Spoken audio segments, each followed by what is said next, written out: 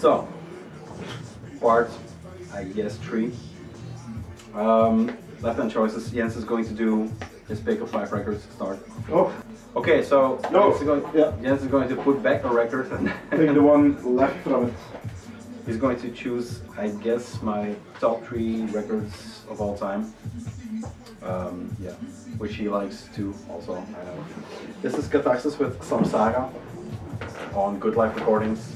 This is a record that I pulled out from under a couch in Genk, and yeah, that was my copy. It looks like it. It's beat up. It looks like you pulled it out of someone's asshole.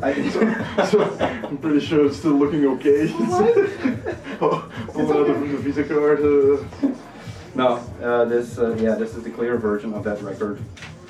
You can get it for a reasonable price, considering how good this record is. No gods, no masters. How much did you pay for that?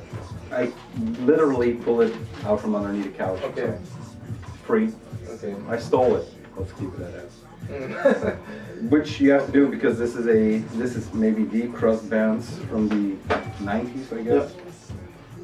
Yeah. There will be a lot of people correcting that statement, but for me it was one of the weirdest hardcore records at the time that I got into. It didn't really fit in the.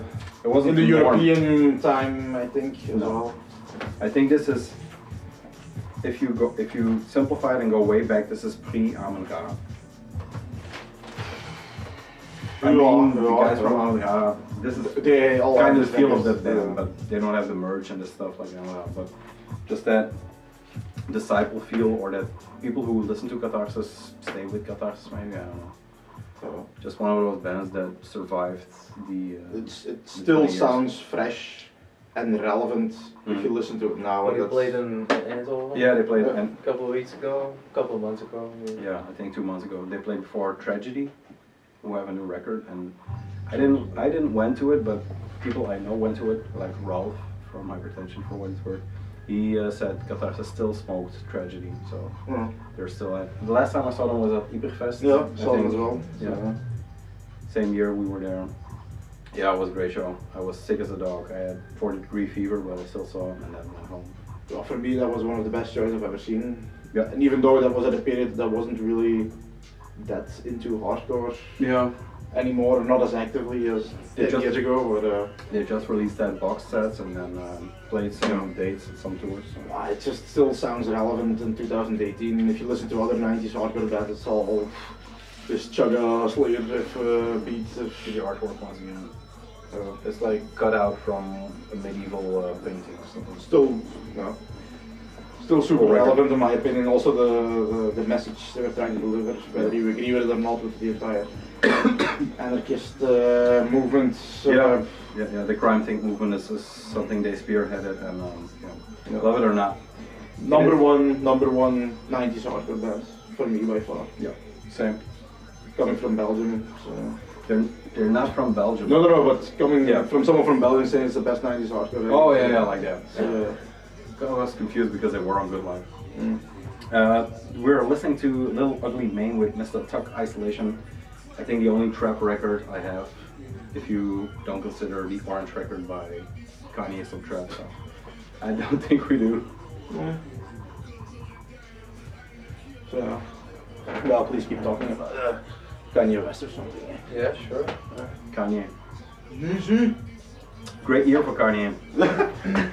Kanye for president. Kanye for president. He made records while going completely insane. I think he is still going completely insane. Well, I don't think he's complete yet. So. Okay, yeah, but it's not show, he's going mental. Where's the Polish? Here, somewhere. Oh yeah.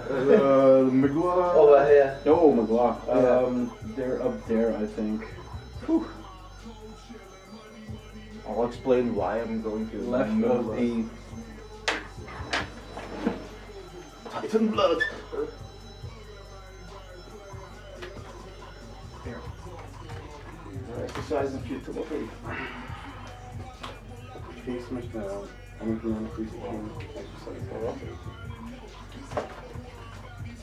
Ongeopend. Nee.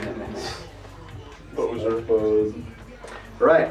He found his new records. We're still staying in the harder section of records. So non-metal fans, be aware. This is Magua, I think. Magla, some people say. Magua. This is Magua. That's why you chose that. Right? This is a Magua with exercises in futility on Northern Heritage, No Solace. A black metal records, I think they're 4th or 5th. I'm really not sure. They had a lot of EPs and whatever. 2015. This was another. I mean, for that year, I saw them live in Holland. Just one of those bands that swept away everything that came after them. It is an instant classic. It is. You know, I don't know what to say about this band or this. They were previously Kriegsmachine. Now they're Magua, and they're still killing it. And I'm hoping for a new record this year. Yeah. You were completely enamored with them the first time you heard them or saw them. Don't have much background with black metal, I'm more superficial, but that's one that stuck with me, and it's mainly because it doesn't have the same feel other black metal bands have. For some reason they feel like a hardcore band to me, as someone coming from a hardcore background. Yeah, I talked about that quite extensively, I think a year ago, when a lot of those merges were starting to happen. Punk survived, hardcore and black metal didn't survive quite as much, but I can certainly hear what you're talking about with this record. The way the drummer on this record or in this band is the MVP, because what he does on ride cymbal, the patterns he plays are something I never heard. So. That's why I picked them after Catharsis, because they have a lot of stylistic elements in common that I like. Yeah, maybe. Because the drum work on this is very bombastic, technical, and it's exactly the same on Catharsis. Also very dramatic build-ups. They use the same start-stop moments to change the pace in a very similar way as Catharsis. Okay. That's why I think it resonates a lot with me as well, because it's a bit more. That's the first time I make that connection, but now that it sounds, if you look at it style-wise, it has a lot in common. It's, even the artwork is kind of. Yeah, that's what struck me strange. Not that was the intention probably, but it kind of. Yeah, I never know. Catharsis was also very big in Poland at some point. Yeah. So yeah. Maybe. Yeah. I don't know how young or how old these Magua guys are. But... Magua. Okay, so that's 2 down. Shit. Let's go through the playlist once more. We have Old Tower. Is this Rise? No, this is not Rise of the Spectre. Is it? Yeah, this is Rise of the Spectre, part 1 and 2. And then we have Pissgrave with Suicide Euphoria. I'm not going to put this on. This is just the cover playlist. Maybe producer can do something. Catharsis with Samsara. Snippets. Magua with Exercises in Futility. And then we had a Little Ugly Man with Mr. Tuck, Isolation. Right, next record's there. Obviously. Here we go, and this is the next record that will be put on. This is The Life of Pablo from... which one? Base God. Kanye West. Base God. Yeah, this is definitely a bootleg, because I don't even know if this record came out. I have the bootleg version as well. Same bootleg. Yeah, this is a German or an Australian bootleg. I think all this is full length, like Jesus and yeah, it's all bootleg. Same bootleg as with Frank Ocean.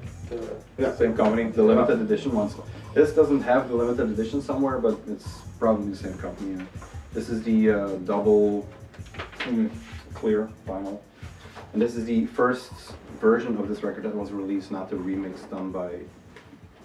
Yeah, Kanye himself, because I think a month later or a half year later, he dropped a new mix of this one digitally. He changed a lot of the songs gradually. That was a concept of an organic living album, blah blah blah. I think that this album didn't need all that shit. No.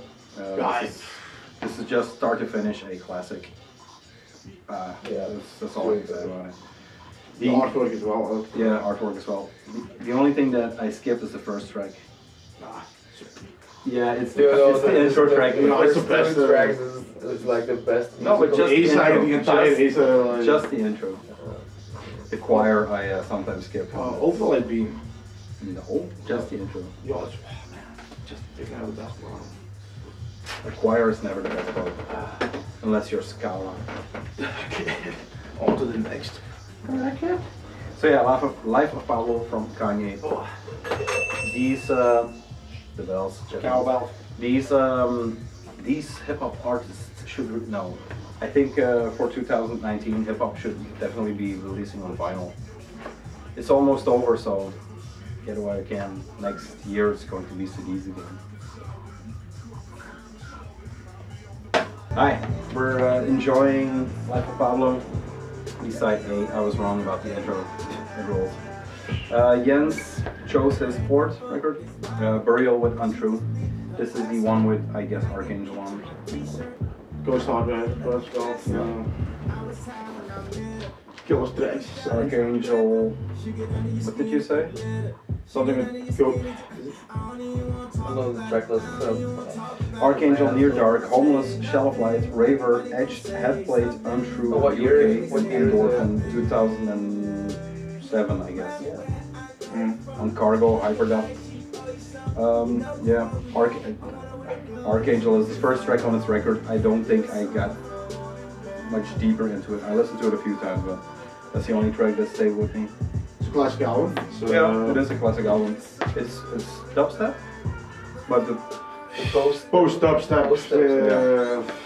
refer to the new era. New in our world, era dubstep yeah. back then. So in our era, or what we're looking for when it's posted, mostly what we're looking for. So post dubstep is something we would be into, I guess.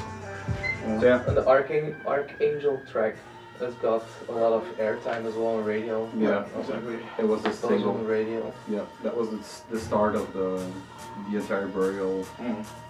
And also something that holds up in time as well for Yeah. me, that I guess doesn't sound outdated at all. It's just one of those classics, Oh. I think. Sorry, Kanye. We know you have problems with your father. So yeah, a classic, I think. I started following him, and I have some of them, those 12 inches, not them 12 inches, those 12 inches that he did, which are always, yeah. Always just- good. Yeah, always good. You got his first record on vinyl as well. I'm not sure, I think so. I think that's the one that had the track he was saying. Yeah. Let's do both. Yeah, this is his Ghost Hardware or something? I second don't one. know. I don't know, man. Like I said, Archangel was the track for me, and then that was it. So all the EPs he brought out the last few years as well. Rival Dealer and I always get it mixed up with Jamie XX, but yeah.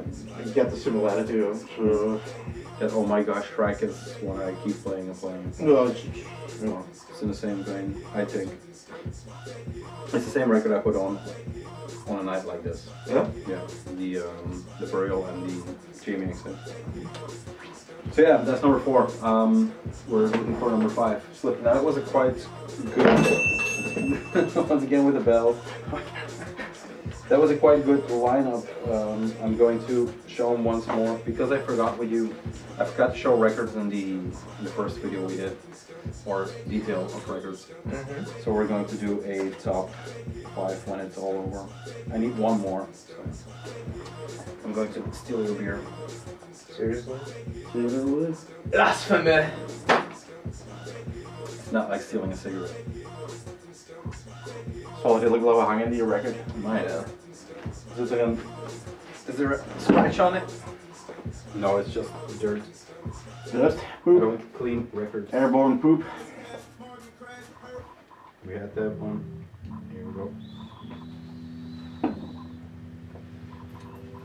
So yeah, I think he was going to cut it, but we can just keep rambling on. I think this will be a good first show.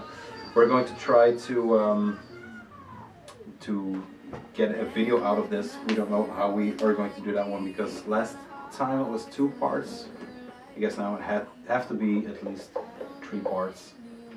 So yeah, there's also going to be a audio only version, and that will probably be on a Mixcloud or Soundcloud. Mixcloud or Soundcloud, or maybe we'll bite the bullet and make a Bandcamp page for Spark Blood Gekkers, which we have to do anyway. So maybe it will be there. We'll link everything below. Why do you not have already a Bandcamp for Soundcloud? It was never necessary, I think, because all the projects we did, the first one was an exhibition I did with a friend which was also a friend of Jens. They made a tape, I was involved, and then I was not involved. I got around with the RDS tapes, so the first black metal and then Boys and Kitchen Knife. So yeah, it was always too eclectic or maybe too limited to put it up on a Bandcamp, but since RDS have their shit on Bandcamp and Boris has their shit on Bandcamp, I don't know, maybe it's because we only work once with a band and then do something else. So we're looking for we're looking for some new avenues. This is one of the avenues we're doing. This is actually the Svartblad podcast, I guess. So yeah, this could be a nice interlude to connect everything. In the meanwhile, he chose his final record, which is my I keep saying records in the top 10, but he's picking good shit. This is Piss Jeans with King of Jeans. They're I mean, this is a record I fell in love with. I knew them one record before this one, I think, but yeah, this was everything for a while for me. I still love them live. They are incredible. They're not as volatile as they used to be, but yeah, I saw them at Pukkelpop last time, I think. The Inner Sleeve, guys, feel free to share. Yeah, for me, it was one of the bands I got into fairly early on. I remember back in when you could go see Justice and that stuff play on every street corner, and Piss Jeans were bringing out like the first EP or whatever. Yeah. And these are the kind of 7-inches you would see forever and ever in all the shops that no one would buy except for the weirdos who were tired with the cookie cutter type hardcore. With the generic hardcore, yeah. This was kind of the next wave that was away from hardcore and more into the freak shit. But if you listen to this is just a straightforward rock record, in my opinion. Right? It had a lot of grunge influence and still the old Jesus Lizard influence as well. That's so true. Good transition. But that's what I mean with for what everything we heard after. This is just a straight rock record. Yeah. But I know what you mean. It has a lot of hooks in it. But this is their first record, right? This is No, second or third. Second or third. Yeah. But this is the one that I picked this up at Halcyon in New York for $19.99. I think in 2008 or 2001. I went 2 times. So I'm not sure, but I left a sticker on it. I think 2008 too, because this came out. I didn't think it came out in 2001. So. No, probably not. I don't see a year right now. It's not on the sticker, so yeah. Oh yeah, it's here, 2009, so it has. Well, 2009. We had this conversation once before with Jan Pieter, in which we were so fucked out of our minds that we thought I time traveled to New York and back to pick up a record. That was an Oneida record, speaking about Oneida. Anyway, that was the top 5. Let's go through them once more, and then we will say goodbye. This is Piss Jeans with King of Jeans. And there we go, we still do video. Burial with Untrue on Hyperdub. Life of Pablo on some weird bootleg shit. Catharsis Samsara on Good Life Records, Belgian release. And then McGuire with Exercises in Futility. We talked about McGuire 5-10 minutes ago. We don't know where we're going to see him, at the Kroon or in Oberhausen. I think Oberhausen wins the battle, but yeah, they're coming back. So maybe they have some new stuff by them. I don't think so. Although Necropole just came out on Northern Heritage, so maybe they are starting a streak here. Let's hope. Guys, thank you very much. This is the first Svartblad, Wolven Zullen Huilen podcast, I guess. Let's see what we'll call it. Let's see what we'll call it. This is going to be a bi-monthly, which means 2 times a month or once every 2 months. you can decide right now. Let's start with one time every 2 months. Bi-yearly. Bicentennial podcast. Bye. Bye.